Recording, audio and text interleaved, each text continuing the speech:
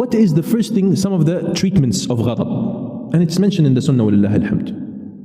The disbelievers, the non-Muslim, they try to teach us about ghadab with their psychology. They say if you're angry, some of the treatments, they say break things.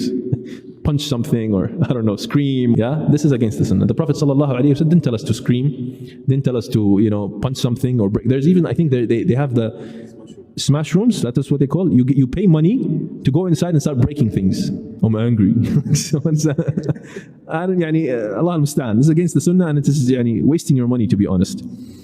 علاج الغضب. أولا, you treat anger with ablution. The Prophet sallallahu alayhi wa sallam قال في الحديث إن الغضب من الشيطان. Ghadab is from the Shaitan. وإن الشيطان خلق من النار. And Shaitan is created from fire. وإنما تطفأ النار بالماء. And you put down fire with water.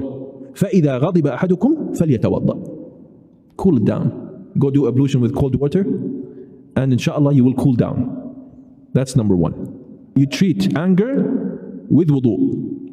The second one, if you are angry and you are standing up, then you should sit down. And this hadith also was narrated by Abu Dawood عن أبي ذر رضي الله عنه قال إن رسول الله صلى الله عليه وسلم قال لنا إذا غضب أحدكم وهو قائم فليجلس. If you're angry and you're standing, sit down. فإن ذهب عنه الغضب وإلا فليضطجع. If it's gone from him, the anger is gone, he cools down, or else he should lie down.